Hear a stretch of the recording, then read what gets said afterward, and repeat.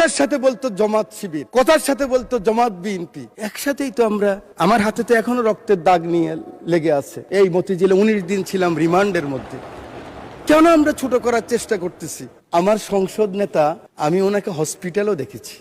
একজন মানুষ তার কর্মীকে কত ভালোবাসলে, আমি অ্যাপ্রন পরে গিয়েছি, মাস্ক লাগাই গিয়েছি। আমি এমপি ছিলাম, দেখে চিনে নাই। সেই ছবি আপনারা দেখেন, কিন্তু মাথার মধ্যে ব্যান্ডেজ লাগানো। আমি মাস্ক খুললাম, অবাক হয়ে গেলেন। আপনি কেন আসছেন? আমার চোখের পানি পড়ছে, আমি পিছিয়ে আসলাম।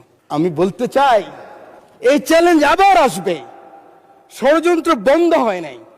আমরা কে কত বড় হব, কোথায় যাব, কি নিব, কি হব, সেটা বড় কথা নয়। বড় কথা হলো এই চ্যালেঞ্জ গ্রহণ করতে হবে। মাননীয় স্পিকার, আপনার মাধ্যমে পুরো হাউসকে জানাতে চাই, চিন্তা করেন তো, কথার সাথে বলতো জামাত শিবির, কথার সাথে বলতো জামাত বিএনপি, একসাথেই তো আমরা। আমার হাতে তো এখনো রক্তের দাগ নিয়ে লেগে আছে। এই মতিঝিলে 19 দিন ছিলাম রিমান্ডের মধ্যে। কেন আমরা ছোট করার চেষ্টা করতেছি?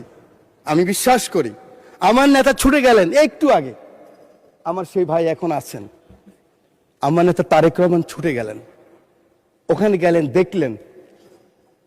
সাথে সাথে আমি মনে করি আগামী দিনে রাজনীতির জন্য সংসদের বিরোধী দলের নেতা আপনিও ছুটে যাওয়া উচিত ছিল। আমি জানি না আমার কথা কিভাবে নেবেন, যে মাননীয় সংসদ নেতা, আমি শুনেছি, আমি উপস্থিত ছিলাম, কারণ ওনার পিছনে আমি ছিলাম। আপনি গিয়েছেন, উনি বলেছেন আপনার কিছু প্রয়োজন লাগলেও আমাকে বলবেন। এভাবেই রাজনীতিটাকে আমরা এগিয়ে নিতে হবে। বাংলাদেশের মানুষের আকাঙ্ক্ষা এই রাজনীতি। মানুষ আর এই হিংসা প্রতিহিংসা আর দেখতে চায় না।